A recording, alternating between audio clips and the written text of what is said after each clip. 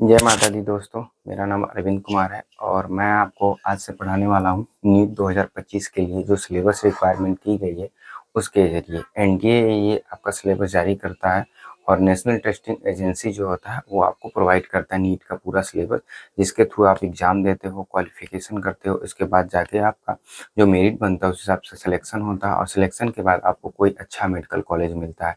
Government medical college और private medical college दोनों के लिए एग्ज़ाम देना ज़रूरी होता है। लगभग आपके जो मार्क्स होते हैं वो 720 होते हैं, ठीक है। ये डिसाइड होते हैं 180 क्वेश्चन से, लेकिन अभी क्या हो रहा है 200 क्वेश्चन आते हैं जिसमें 20 क्वेश्चन आपको लेस छूट मिलता है, आप छोड़ सकते हो। सेक्शन इसमें दो बनाया गया है, एक ए करके एक बी। इसमें 35 क्वेश्चन और इसमें 10+5 मतलब 15 क्वेश्चन इसमें बनाए गए हैं, ठीक है। तो आप इसमें से ये 5 क्वेश्चन छोड़ सकते हो, ये आपका कंपल्सरी है, ठीक है, कंपल्सरी। 720 मार्क्स का मतलब होगा इसमें +4 मार्क्स आपको मिलेंगे जब आप क्वेश्चन सही अटेम्प्ट करते हो, -1 मार्क्स जब आप कोई क्वेश्चन गलत अटेम्प्ट कर देते हो। सोचने वाली इसमें बात ये है कि क्या मेरा सिलेक्शन होगा या नहीं होगा। होगा तो कितने मार्क्स चाहिए। आप देखिए, अगर आपको सिलेक्शन लेना है तो 600 प्लस तो आपको लाने ही पड़ेंगे। इसका मतलब 120 नंबर ही आप अपना माइनस कर सकते हो, ठीक है। आपको उसके लिए अगर आप देखोगे यहाँ पे क्वेश्चन के अटेम्प्ट के हिसाब से, तो अगर आप इसमें से अगर 70 क्वेश्चन 170 क्वेश्चन करते हो, ठीक है, तो तब जाके आपका सिलेक्शन होना पॉसिबल है, वरना होगा नहीं। क्योंकि आप यहाँ पे देख सकते हो 25 चौका 100 होता है, लगभग 25 से 30 क्वेश्चन आप यहाँ पे छोड़ सकते हो, ठीक है। छोड़ तो सकते हो, लेकिन क्या आप सिर्फ 600 नंबर ही चाहिए, 620-30 नंबर रहेगा तब अच्छा कॉलेज मिलेगा। तो कुल मिला के आपको 20 क्वेश्चन ही छोड़ने होंगे, ठीक है, क्योंकि 10 क्वेश्चन गलत भी तो हो जाते हैं। तो 20 से 30 क्वेश्चन आप केवल छोड़ सकते हो, वो भी ये मतलब मैक्सिमम बता रहा हूँ, उससे आपको कम ही छोड़ना। तो आप सोच सकते हो कि कितना डिफिकल्ट होने वाला है आपके लिए एग्जाम, ठीक है। आपका जो होता है 3 घंटे का एग्जाम होता है, ठीक है। ये 2 से लेकर 5:15 पे होता है। 15 मिनट आपको फॉर्म वॉर्म फिलअप करने के लिए टाइम दी जाता है। ये पेपर पे होता है, ठीक है। आपको ऐसे डेस्क मिल जाता है बैठने के लिए, आप डेस्क पे बैठते हो, पेपर देते हो। यहाँ पे कोई भी कंप्यूटर नहीं होता है, कंप्यूटर वाला एग्जाम नहीं होता। इसमें ओएमआर सीट होता है। ओएमआर सीट एक इस तरह का पेज होता है, उस पेज पे आगे ऊपर कुछ डाटा दिया गया रहता है, जिसमें रोल नंबर, एड्रेस, माता का नाम, पिता का नाम, प्लस वो सब डिटेल दिया रहता है। फिर आपके नीचे यहाँ पे देखोगे 100-200 खाने इस तरह से बने रहते हैं, ठीक है। उसमें पहले क्वेश्चन में इस तरह से 4 गोले रहते हैं। ये मैं बता रहा हूँ ऐसा मान के मैं फर्स्ट डे पढ़ा रहा हूँ और आप भी फर्स्ट डे पढ़ रहे हो, ठीक है। तो यहाँ पे गोले में क्या होता है, इस तरह से गोला ऐसे भरना होता है, बिल्कुल ऐसे करके गोला भरना होता है, ठीक है। बाकी इसमें कभी ऐसे नहीं करना, ऐसे नहीं करना है, ठीक है, या ऐसे ऐसे नहीं करना है, ये सब प्रोसेस नहीं करना है जो बताया जाता है। और एग्जाम के टाइम में पूरा कोशिश करिएगा कि अपने पूरे शरीर पे बस नॉर्मल जो मैं एक अंडरवियर, एक ऊपर टी शर्ट हो, ठीक है। और बिल्कुल एकदम सिंपल सा, एकदम जैसे बोलते हैं ना, एकदम चंपू जैसा, बिल्कुल बेसिक होना चाहिए। क्योंकि आप डेली आप अच्छे कपड़े पहनते हो और पहनना कोई इसमें इशू नहीं है।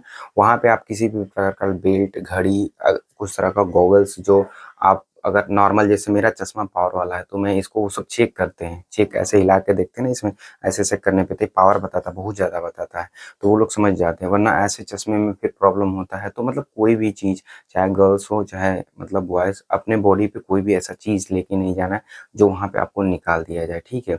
वहाँ पे एक पेन भी मिलता है, तो आपको पेन ले जाने की भी ज़रूरत नहीं होती। बॉटल भी पानी पीने के लिए मिलता है, अगर नहीं भी है तो आप उनसे अगर मांगोगे तो वहाँ पे प्रोवाइड करते हैं। कुल मिला के आपको अगर कुछ भी मांगोगे प्रोवाइड करेंगे ही करेंगे। वहाँ का रूल है, हर जगह एनटीए पूरा जारी किया हुआ है कि आपको अगर कुछ भी चीज़ चाहिए अगर, ठीक है, वो जेन्युइन होना चाहिए। ऐसा नहीं कि प्यास लगा है तो पानी मांग रहे हैं तो बोल देंगे मेरे को ठंडा चाहिए, तो वो नहीं मिलेगा आपको। नॉर्मल पानी वहाँ पे प्रोवाइड किया जाएगा, बिल्कुल ला के दिया जाएगा आपके पास जहाँ बैठे हो आप, ठीक है। तो कहने का मतलब आपको कोई इशू है, अगर फोटो वोटो भी अगर आपका कहीं छूट गया कहीं गलती से, क्योंकि बहुत सारे बच्चों का देखो सिचुएशन ऐसा होता है कि बच्चों का फॉर्म भरते वक्त फोटो नहीं रहता है या उसमें गलती से छूट जाता है, तो वो फॉर्म के लिए वहाँ पे एक कैमरा मैन भी होता है, जहाँ पे भी इंस्टीट्यूट होता है आपका, वो तुरंत फोटो खींच के फिर वो लोग उनको दे देते हैं। आपका टाइम वेस्ट होता है। तो क्या आप चाहोगे कि टाइम वेस्ट हो 3 घंटे के बीच में? एक तो ऐसे टाइम कम पड़ता है, इतना हेडक रहता है, ठीक है। तो कोशिश करना है कि आप जब एग्ज़ाम है उसके 10 दिन पहले सब पूरा यूट्यूब से सर्च कर लें कि क्या-क्या चीज़ें नहीं ले जाना। जैसा कि मैं अभी बता रहा हूँ, आप चाहें तो अभी भी नोट करके रख सकते हैं कुछ दिन सर ने क्या-क्या बताया था। तो प्रॉपर मैं बता दिया, मेल हो या फीमेल, अपने बॉडी से जितने भी चीज़ें नेसेसरी हो, ठीक है, आपको लगता है कि नेसेसरी हो तभी ले जाओ, ऐसा कुछ भी मत ले जाओ जो एनटीए ने जारी किया, जैसे कि एक कंप्यूटर वाला वॉच, आजकल डिजिटल वॉच देखते हैं आता है, बिल्कुल सुई वाला वॉच आप पहन के जा सकते हो, कहीं कहीं पे तो वो भी निकलवा देते हैं, ठीक है। मैंने देखा बहुत लोग बच्चे लड़ने लगते हैं कि ऐसा क्यों करते, तो वहाँ पे आपको बहस नहीं करना, आप एग्जाम देने जा रहे हो और वो लोग हमारी सेफ्टी के लिए, देखो आज इतना नकल होता रहता है, तो कहीं ना कहीं बहस करना भी एक तरह से मुझे लगता है बच्चों की गलती है। आपको क्या जरूरत है वॉच ले जाने की, ऑलरेडी वहाँ पे जो दीवार होता है आप देखोगे एनडीए में, मैंने मतलब कई बार एग्जाम दिया हुआ और लोगों का भी मतलब मैं हर जगह नोटिस करता रहता हूँ, बच्चों से पूछता हूँ, हर दीवार पे आपको एक बड़ा सा घड़ी दिख जाता, नहीं भी है तो आप टाइम पूछ सकते हो। और आप कहोगे कि नहीं मुझे मुझे पर्सनल खुद का वॉच चाहिए, तो नॉर्मल आप वॉच सस्ता बिल्कुल 100-150 का जिसमें सुई हो, आराम से उसको ले जा सकते हो, ज़्यादातर जगह एलिजिबल होता है, आप ले जा सकते हो सुई वाला, ठीक है, जिसमें एकदम बिल्कुल नॉर्मल हो, 150-200, ताकि वो लोग अगर फेंकने के लिए भी बोले तो 100-150 रुपया तो जान कर सकते हो, डॉक्टर बनने जा रहे हो तो, या आपके पेरेंट्स हो तो आप उनको वापस रिटर्न कर सकते हो, ठीक है। कुल मिला के तामझाम कुछ भी नहीं ले जाना, मैं बस एक ही चीज़ कहना चाह रहा हूँ, आप अगर एग्जाम देते हो तो ये चीज़ अपना नोटिस रखिएगा, ठीक है, क्योंकि सबसे बड़ी चीज़ होता है ना कि आप जितना रिलैक्स होके जाओगे एग्जाम के टाइम में ना उतना बेहतर रहता है, ठीक है। तो इसीलिए मैं बोल रहा था कि आपको क्या करना है, टेंशन नहीं लेना है, ठीक है, कि ऐसा है वैसा है कुछ भी। हाँ, अब आते हैं एग्जाम के पैटर्न में। आपका देखिए यहाँ पे फिजिक्स होता है, केमिस्ट्री होता है और बायो होता है।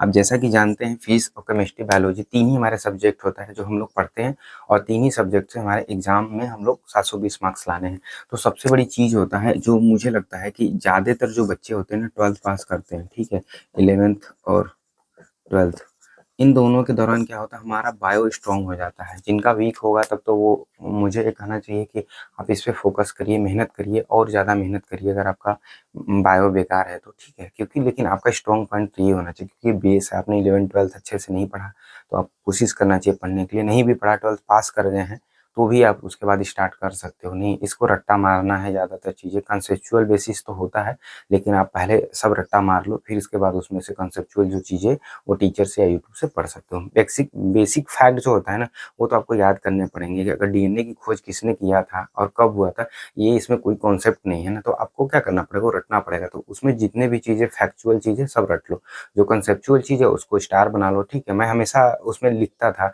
कि कंसेप्चुअल है मतलब सी है, रट्टा मारना है तो आर लिख देता था। इस तरह से जो भी चीज़ होता है ना आप उस पर लिखा करो पेंसिल से, पेन से, और कापी किताब बिल्कुल ऐसा होना चाहिए कि सिर्फ आपको समझ में आए, अगर दूसरा समझ पा रहा है इसका मतलब आप उसमें पढ़ाई नहीं किया, आपने अपना कुछ ऐड ऑन नहीं किया, ठीक है।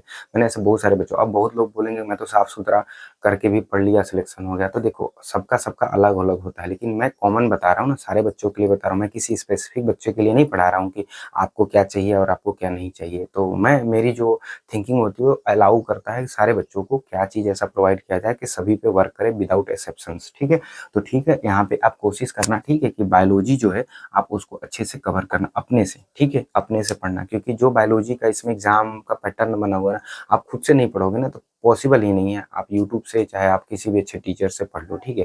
तो आपका जो कंसेप्ट है वो क्लियर खुद से करने पड़ेगा, उसकी जिम्मेदारी आपको खुद लेनी पड़ेगी। अब आते हैं मेन चीज़ होता है केमिस्ट्री। केमिस्ट्री ना इधर का होता है ना उधर का, वो डिपेंड करता है बच्चों पे कि बच्चों का जो एनालिटिक पावर कितना है। तो हमारे इंडिया में एनालिटिक पावर देखा गया ऐसा कि बचपन से बहुत कम सिखाया जाता है, मतलब कि जो होता है ना थॉट प्रोसेस को चेंज करना वो बहुत कम किया जाता है। हमारे यहाँ रटाया जाता है तो हर चीज़ वो रट्टा रट्टा चला जाता है। केमिस्ट्री में ऐसा नहीं है, चीज़ें समझने पे ज़्यादा होता है, लोग उसको रटना बना दिए। मेरा स्पेशल जो सब्जेक्ट रहा वो केमिस्ट्री रहा और शुरू से मुझे इंटरेस्ट रहा चीज़ों को जानना समझना, इसीलिए शायद मैं केमिस्ट्री को अच्छे से समझ पाता हूँ। तो जो बच्चे इंटरेस्ट नहीं लेते हैं, जो समझना नहीं चाहते हैं, उनके लिए फिर वो रटना जैसा हो जाता है, फिर वो भूल जाते हैं किसी भी चीज़ को। क्योंकि एक चीज़ सच्चाई है, आप जब छोटे लेवल पे होते हैं तो आपको रटना सिखाया जाता है और आपको अच्छा भी लगता है, लेकिन जब वही चीज़ आप बड़े चले जाते हो तो आपको रीज़न पता होना चाहिए कि ऐसा हो रहा है तो भाई क्यों हो रहा है ये, और मैं ऐसे ही क्यों कर रहा हूँ इस चीज़ को, ठीक है। ये चीज़ें जब आप समझते हो तब केमिस्ट्री आपका बेटर वे में चला जाता है। मेन टॉपिक जो आता है वो फिजिक्स होता है। फिजिक्स के क्या आता है, सब सारे बच्चों का फिजिक्स वीक होता है। रीजन क्या होता है, हम लोग 11th 12th में जो मैथमेटिक्स वाला सब्जेक्ट होता है वो कोर सब्जेक्ट होता है, छोड़ चुके होते हैं हम लोग।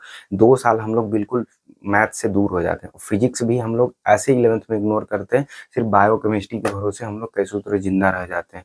तो लेकिन हमारे जो एग्जाम में जो कॉन्स्टिट्यूशन जो है ना पूरा, जो हमारा 720 मार्क्स है, वो कहीं ना कहीं डिसाइड करता है। ये जिनका फिजिक्स वीक रहता है नीट का सिलेक्शन होना बहुत मुश्किल हो जाता है। तो आपको कोशिश क्या करना है कि आपका जो फिजिक्स है उसको स्ट्रॉन्ग बनाना, और बायोलॉजी से डबल स्ट्रॉन्ग बनाना है। डेफिनेटली आपका बायोलॉजी स्ट्रॉन्ग होना चाहिए, इसमें कोई दो राय नहीं होना चाहिए, लेकिन फिजिक्स अगर आपने बेटर नहीं किया तो आपका सिलेक्शन नहीं होगा या अच्छा कॉलेज नहीं मिलेगा। फिर आप हमेशा पछताओगे कि काश मैंने अच्छे से फिजिक्स भी पढ़ा होता। इसके लिए क्या है, आजकल अच्छे-अच्छे टीचर्स आपने देखा होगा, आपको बहुत सारे टीचर्स मिल जा रहे हैं ऑफ़लाइन में पढ़ाने के लिए, लेकिन ऑनलाइन भी कुछ कम नहीं है दोस्तों। अगर आप डेडिकेशन के साथ अच्छा किसी चैनल को सब्सक्राइब करते हो, और सबसे बड़ी जो चीज़ होता है, मुझे लगता है एजुकेशन में जो सबसे ज़्यादा इम्पोर्टेंट है, वो है नोट्स बनाना। किसी चीज़ का जब तक आप नोट्स नहीं बनाओगे ना, कुछ भी अगर कर रहे हो, उसका प्रॉपर वे में नोट्स बनाओ। बिल्कुल ऐसा सोच के कि मुझे दूसरे साल भी पढ़ना है, या ऐसा सोच के कि भाई मेरा छोटा भाई अगर ये नोट्स देखे वो भी पढ़ सके विदाउट, ऐसा इतना कचरा नहीं होना। नोट्स देखो साफ सुथरा होना चाहिए, ठीक है, मैंने बुक्स बोला कचरा कर दो, लेकिन नोट्स साफ सुथरा होना चाहिए। नोट्स ऐसा होना चाहिए कि सामने वाला बंदा पढ़े तो उसको लगे कि नहीं, इन्होंने इतना मेहनत किया था, ऑलरेडी जो चीज़ें मुझे टीचर्स ने बताया था इन्होंने अपने कॉपी में नोट किया हुआ है। यूट्यूब से मैं जो भी चीज़ देखा है ऑलरेडी इनके कॉपी में सब नोट्स है। तो ये चीज़ प्लस राइटिंग जो आप लिखते हो ना, बिल्कुल डॉक्टर की तरह नहीं लिखना। आप डॉक्टर नहीं बने हो तो ऐसा लिखो कि सामने वाला बंदा जब किसी को कॉपी दो तो पढ़ सके। क्योंकि आजकल जो लोगों का कहना है ना कि नेक्स्ट ईयर चेंज होता है सिलेबस, इतना भी नहीं चेंज हो जाता है नेक्स्ट ईयर के, बिल्कुल समझ में ना आए। जहाँ पे सिलेबस चेंज होता है, बंदा जब दूसरा पढ़ेगा तो उसको पता रहेगा कौन से टॉपिक का सिलेबस चेंज हुआ, तो वो उतना उसमें से हटा लेगा, ठीक है। बेसिक कॉन्सेप्ट है, कुछ इसमें बहुत तामझाम नहीं है, तो ये चीज़ें रखना है, ठीक है।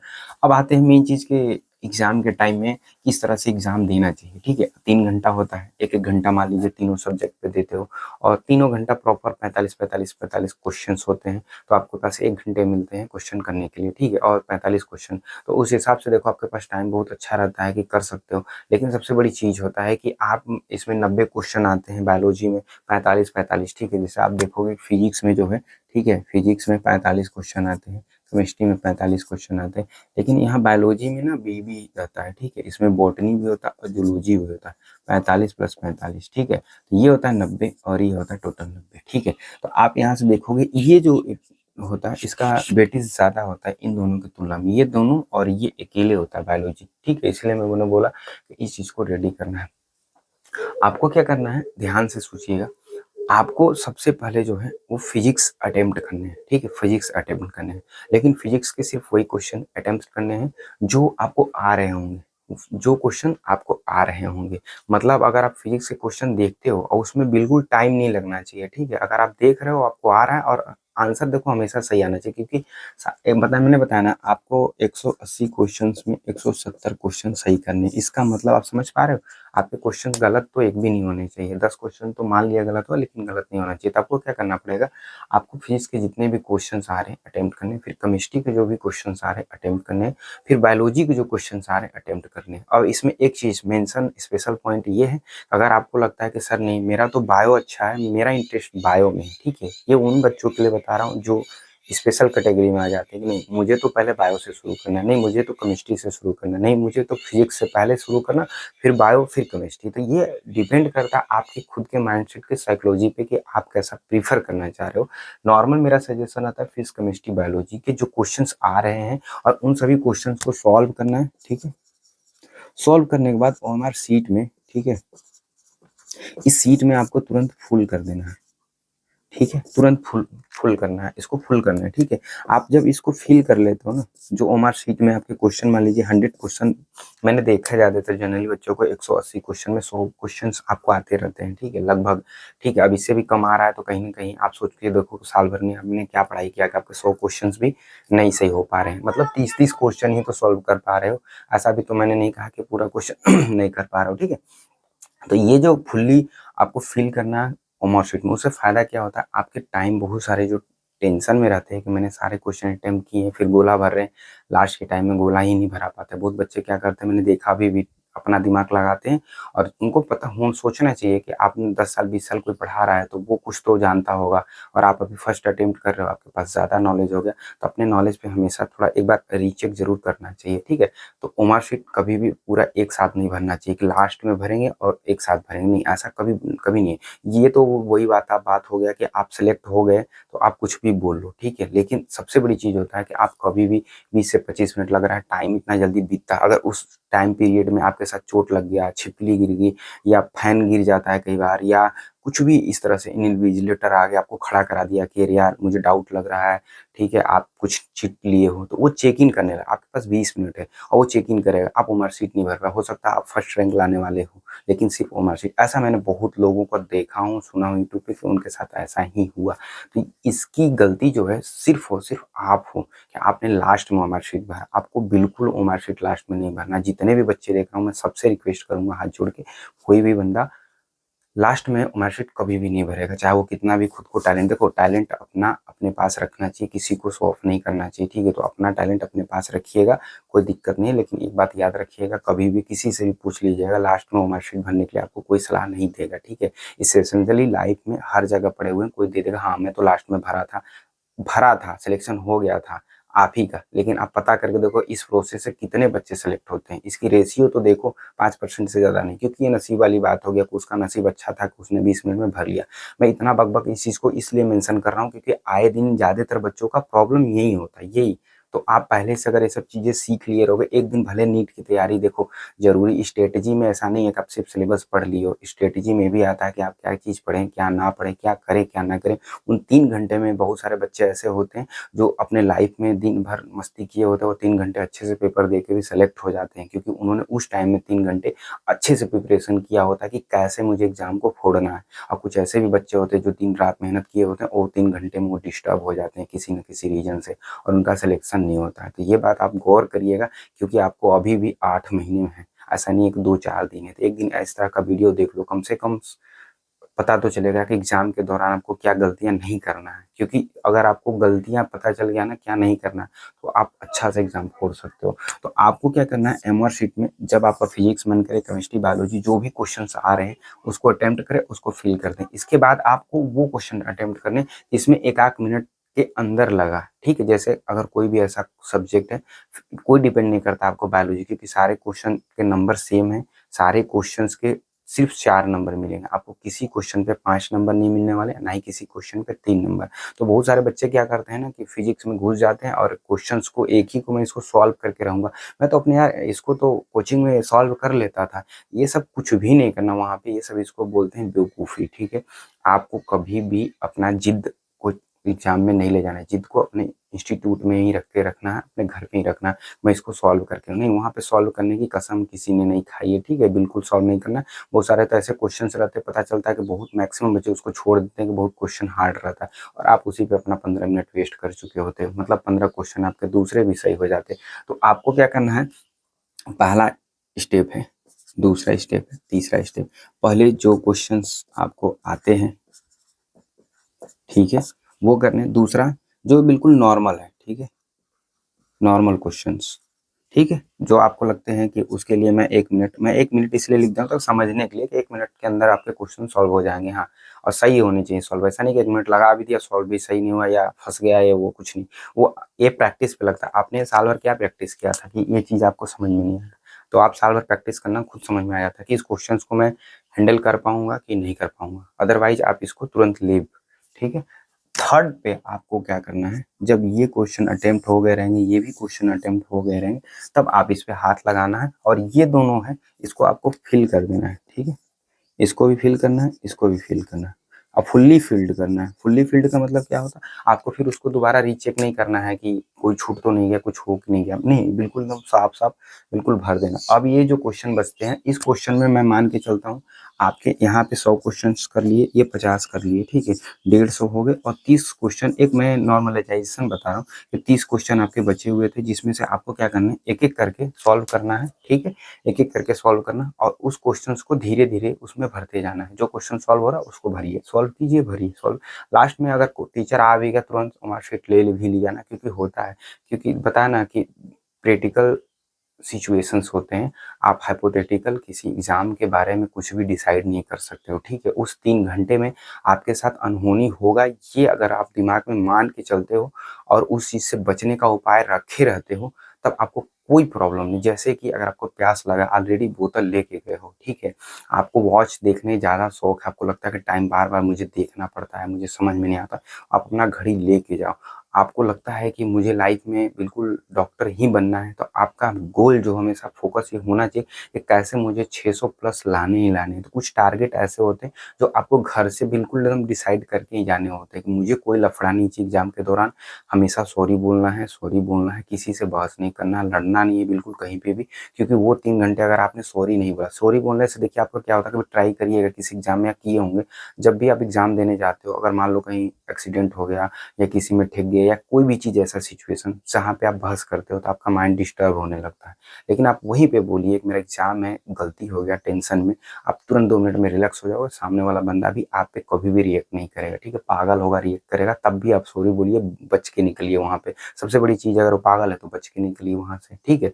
तो कहने का मतलब मेरा ये है, इसलिए समझा रहा हूँ कि आपको बहस नहीं करना, आपको लड़ाई झगड़ा नहीं करना है, कुछ भी ऐसा एक्टिविटीज़ नहीं करना वहाँ पे जाके, क्योंकि ऐसा होता मैंने देखा वहाँ पे बहुत सारे लोग जाके बिल्कुल वो बन जाते हैं, उनका फोकस आपके एग्जाम से ना होके किसी अदर चीज़ पे हो जाता है, जो कि आपको नहीं करना है, ठीक है। आई होप आपको ये वीडियो अच्छा लगा हो, और ये छोटा सा मेरा जो ब्लैक बोर्ड है, वाइट ब्लैक बोर्ड, प्लीज़ बताइएगा कैसा लगा आपको।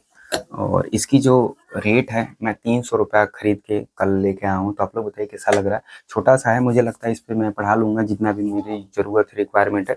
थोड़ा सा इस पे ज़्यादा ये पोंछने वाला काम जो होगा वो वाइपरिंग वाला ज़्यादा काम करना पड़ेगा, क्योंकि छोटा ब्लैक बोर्ड है, साइज़ इसका बहुत छोटा है। तो कमेंट में बताइएगा कैसा लगा, और जय माता दी दोस्तों सबको। और आई होप कि माता रानी आपका जो एग्ज़ाम है क्लियर कराने में मदद करेंगी। सुबह मॉर्निंग के टाइम में उठ के पहले मेडिटेशन करें, इसके बाद पढ़ाई शुरू करें। आप अगर घूमना-फिरना पसंद करते हो, जो भी आपका हॉबीज़ कुछ भी हो, पहले स्टार्टिंग में मेरा मानना है कि आप उसको सुबह में परस्यू करें, क्योंकि डॉक्टर बनना, पैसा कमाना, नाम कमाना या लाइफ में ग्रोथ पाना, ये एक तरफ हो गया। और जो हमारे फिजिकल ह्यूमन बॉडी है उसके लिए भी कुछ चाहिए। जैसे आप मॉर्निंग उठते फ्रेश होते हो, खाना पीना खाते हो, ये हमारी बेसिक नीड है। आप अमीर बनो या गरीब बनो, बॉडी को इससे कोई नीड नहीं होती है।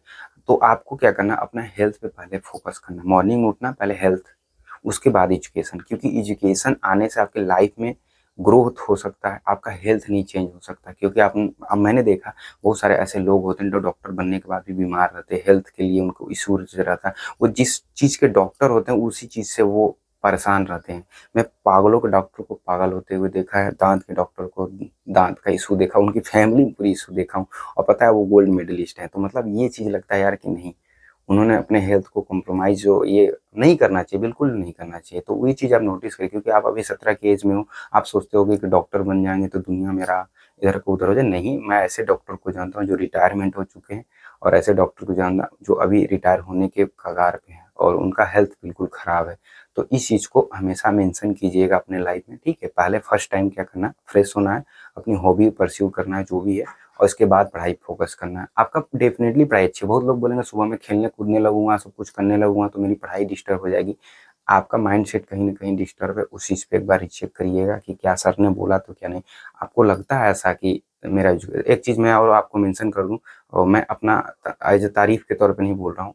किसी को भी आप देखना, अगर आप खुद भी अगर अच्छे मार्क्स लाते हो तो नोटिस करना, बाकी बच्चे क्यों 50% लाते हैं और आपके 90% कैसे आते हैं? आपने कभी इस चीज़ को नोटिस किया? आपका जो टाइम सर्किल है, आपकी जो सोचने की क्षमता है कहीं न कहीं उससे ज़्यादा है।